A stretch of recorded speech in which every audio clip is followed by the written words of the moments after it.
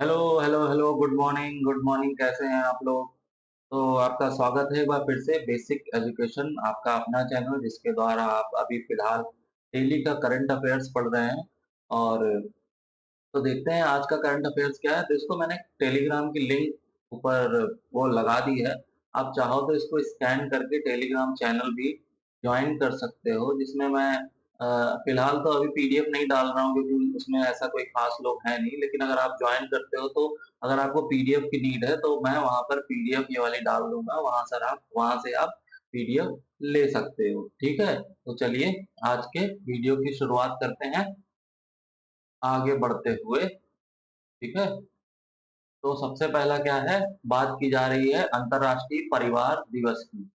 Minute, अंतर्राष्ट्रीय परिवार दिवस की बात की जा रही है। ये कब मनाया जाता है? 15 मई को हर साल मनाया जाता है। मतलब हर साल 15 मई को अंतर्राष्ट्रीय परिवार दिवस मनाया जाता है।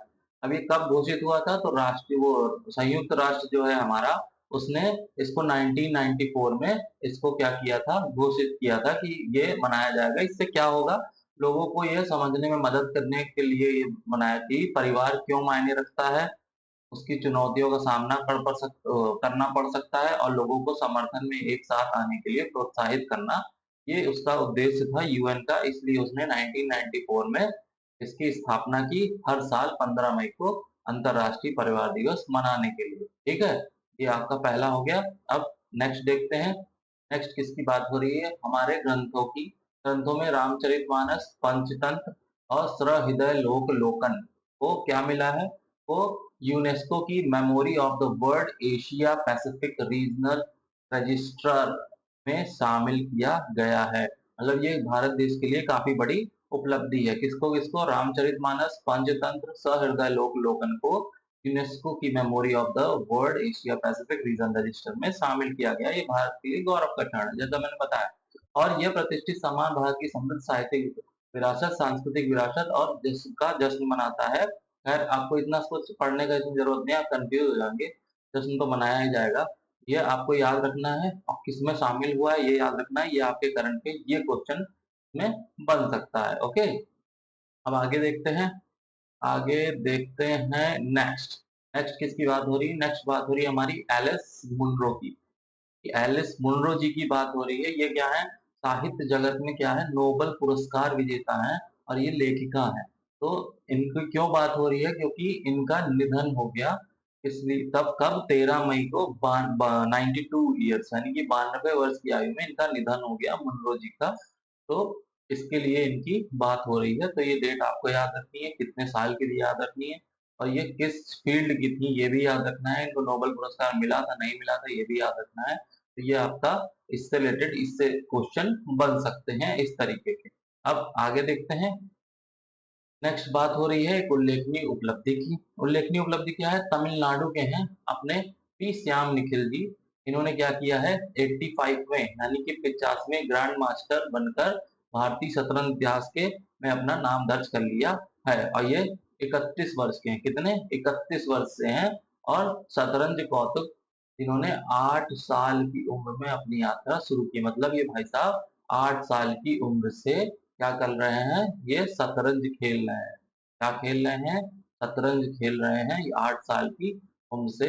और इन्होंने ये जाके अब हासिल किया है कि इन्होंने पी श्याम निखिल तमिलनाडु के हैं और इन्होंने 85वां ग्रैंड मास्टर जीता है। ओके, समझ आ गया। प्रतिष्ठित 2024 दुबई पुलिस मास्टर सदर चुनाव में तीसरा और अंतिम जीएम मानदंड हासिल किया। अच्छा, यहाँ पर ये इनकी एक और उपलब्धि के बारे में बताया गया है। तो वही पुलिस मास्टर शतरंज टूर्नामेंट में प्रतिष्ठित तीसरा और अंतिम जीएम मानदंड इन्होंने ये हासिल किया है। ओके, आगे देखते हैं। नेक्स्ट नेक्स्ट बात हो रही है 12 मई की। अब 12 मई को ऐसा क्या हुआ? 12 मई को मुंबई में एक होटल है सहारा होटल, उसमें एक आयोजन हुआ। उस आयोजन में क्या हुआ? प्रसिद्ध शिक्षाविद और चंद्रा एडिशन कंसल्टेंट के संस्थापक कौन? चंद्रकांत सतीजा जी को क्या मिला? ग्लोबल एक्सीलेंस अवार्ड दिया गया। इसमें आपको इतना ही पढ़ने की जरूरत है कि किसको ग्लोबल अवार्ड मिला। तो किसको? चंद्रकांत सतीजा जी को ग्लोबल एक्सीलेंट अवार्ड दिया गया। अब ये क्या थे? चंद्रा एडमिशन कंसल्टेंट के संस्थापक और सीईओ थे। प्रसिद्ध बॉलीवुड अभिनेत्री शिल्पा शेट्टी कुंद्रा द्वारा प्रस्तुत पुरस्कार ने सतीजा को विदर्भ क्षेत्र में भरोसेमंद प्रभाव सलाहकार रूप में बताया। मतलब ये तो एक एक्स्ट्रा लाइन जोड़ दी गई है। आपको इसमें मेन ये याद रखना है कि इनको क्या पुरस्कार मिला, इनकी उपाधि क्या है और कहाँ मिला, बस इतना आपको याद रखना है। ठीक है, आगे देखते हैं। आगे बात हो रही है टीसीएस की। टीसीएस मतलब टाटा कंसल्टेंसी सर्विस की बात हो रही है। इसने एक महत्वपूर्ण कदम में, मतलब इसने क्या किया है बेसिकली, कि फ्रांस की राजधानी पेरिस में एक ग्लोबल आर्टिफिशियल इंटेलिजेंस सेंटर खोला है। ठीक है, तो मतलब सेंटर ऑफ एक्सीलेंस बनाने की घोषणा की है। खोला नहीं है, घोषणा की है कि ये क्या करेगा, ये फ्रांस की राजधानी पेरिस में क्या करेगा, एक एआई सेंटर ऑफ एक्सीलेंस बनाएगा। और ये घोषणा किसने की है? इमैनुअल मैक्रोन द्वारा आयोजित प्रतिष्ठित चूज फ्रांस समिट के दौरान की गई। जिसके द्वारा? इमैनुअल मैक्रोन द्वारा आयोजित प्रतिष्ठित चूज फ्रांस समिट के दौरान की गई, जो क्या है, फ्रांसीसी बाजार और वैश्विक एआई परिदृश्य के लिए टीसीएस की प्रतिभा को रेखांकित करता है। मतलब कि यह काफी बड़ी उपलब्धि हो जाएगी हमारे टाटा कंसल्टेंसी सर्विस के लिए, अगर ये ऐसा कर लेता है। ओके, आगे बढ़ते हैं।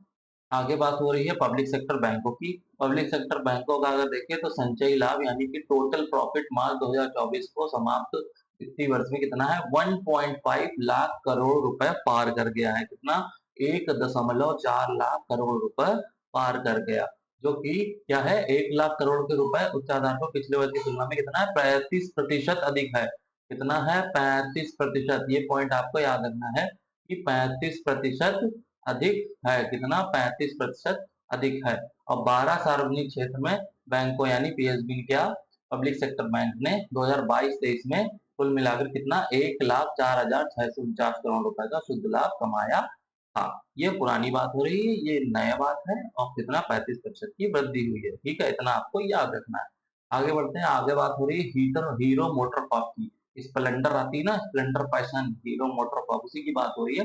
तो ये एक ऐतिहासिक कदम उठाते हुए क्या किया, हीरो मोटर कॉर्प जो है वो भारत की प्रमुख दो पहिया वाहन निर्माता open network for digital commerce के साथ साथ एकीकृत होने वाला अपना पहला से कंपनी बन गया है। ठीक है, मतलब अगर आप देखिए प्रमुख दुपहिया का निर्माता में भारत में इसने अपना काफी नाम कर लिया है, ये टॉप पर आ गई है। तो क्या, हीरो मोटर कॉर्प की बात हो रही है। ओएनडीसी के प्लेटफॉर्म का लाभ उठाकर हीरो मोटर कॉर्प का उद्देश्य अपने ग्राहकों के लिए पहुंच और सुविधा को बढ़ाना है, जिससे दोपहिया वाहन के पूर्ति सहायक उपकरण और मर्चेंडाइज खरीद के लिए एक सहज डिजिटल अनुभव प्रदान किया जा सके। ठीक है, तो इसने ये ऐतिहासिक कदम उठाकर बहुत अच्छा काम किया है। अब ये टॉप पर आ गई है। अब आगे देखते हैं। आगे बात हो रही है वित्तीय वर्ष 2023-24 के इसकी महंगाई की बात हो रही है। नहीं नहीं नहीं, महंगाई की बात नहीं हो रही, ये दूसरी बात हो रही है। वित्तीय वर्ष 2023-24 में आरबीआई ने क्या किया है, अपने सोने के भंडारण में उल्लेखनीय वृद्धि देखी है। ठीक है, देखिए क्या होता है, ये रिजर्व बैंक क्या होता है, सोना कुछ क्या होता है, भंडार वाला सोने को रखते हैं ये लोग। आपको ये शायद ये बात पता होनी चाहिए कि जितना सोना होता है उतना ही नोट हम छाप सकते हैं। तो उसी में देखें, सोने के जो भंडारण है इनका आरबीआई का, उसमें वृद्धि देखी गई है। और जिसमें कितनी? 27.46 यानी 27.46 मीट्रिक टन की बढ़ोतरी हुई है। और मार्च मार्च 2024 के अंत तक कुल कितनी? 822.10 मीट्रिक टन तक पहुंच गया। तो कुल विदेशी मुद्रा भंडार पिछले वर्ष के 7.81% से बढ़कर कितना? 8.15% हो गया। ठीक है, तो ये थी इसकी वृद्धि। पहले इतना था 7.8 ही, फिर 8.15 हो गया, तो इतनी वृद्धि दर्ज की गई है। आगे देखते हैं।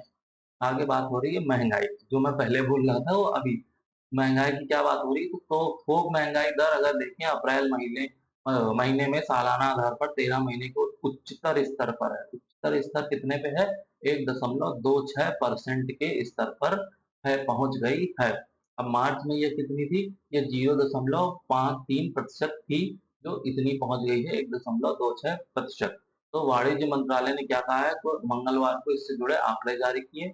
और जानकारों ने थोक महंगाई पर 1% पर रहने का अनुमान जताया था, लेकिन अनुमान सही नहीं हुआ और 1.26 हो गई। तो थोक महंगाई दर में यह इजाफा खाद्य पदार्थों की कीमतों में वृद्धि का कारण है। ओके,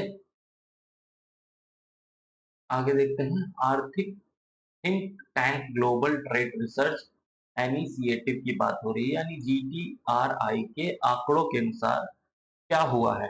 देखिए 2023-24 में चीन जो है उस संयुक्त राज्य अमेरिका को भी पछाड़कर भारत का सबसे बड़ा व्यापारिक भागीदार बनकर उभरा है। न्यूज़ में आप कुछ भी सुन ले, चीन ये चीन वो, लेकिन भाई अंदर अंदर जो चलता है ना, वो कोई नहीं जानता है।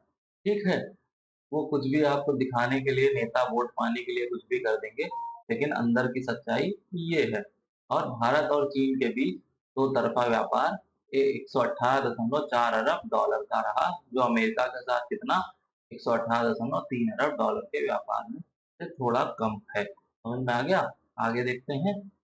आगे बात हो रही है मूडीज रेटिंग की। देखिए मूडीज रेटिंग्स ने क्या किया है, 2025 में समाप्त होने वाले वित्तीय वर्ष के लिए भारतीय अर्थव्यवस्था के 6.6% विस्तार की भविष्यवाणी की है। देखिए कुछ एजेंसियां होती हैं जो क्या करती हैं, रेटिंग करती हैं। ठीक है, ये होगा वो होगा, कुछ मतलब भविष्यवाणी टाइप करती हैं। एस्ट्रोलॉजर नहीं होते हैं, लेकिन ये कुछ आंकड़े देख के पिछले कि हाँ अब ऐसा हो सकता है, ऐसा नहीं हो सकता है। तो शेयर बाजार में आप देखोगे कि पिछले का रिकॉर्ड देख के वो बता सकते हैं कि आज गिरेगा, उठेगा। उसी टाइप से ये कुछ कंपनीज होती हैं, ये सब रेटिंग्स करती हैं। तो उन्होंने क्या रेटिंग करी है, मतलब उन्होंने ये वो किया है भविष्यवाणी की 6.6% का विस्तार हो सकता है भारतीय अर्थव्यवस्था में। और इस विकास प्रक्षेप वर्ग से मजबूत क्रेडिट मांग की उम्मीद है, जिससे विशेष रूप से गैर बैंकिंग वित्तीय कंपनी यानी एनबीएफसी को लाभ होगा। ओके, आगे देखते हैं। एक मिनट।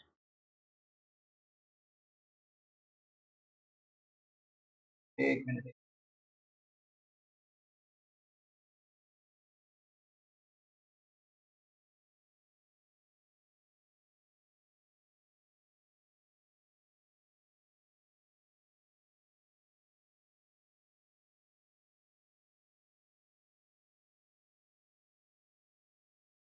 तो आगे आगे क्या है, आगे बात हो रही है एचडीएफसी बैंक ने क्या किया है, वीजा के साथ भागीदारी वाले देश के उद्घाटन virtual credit card pixel play को रोल आउट किया है।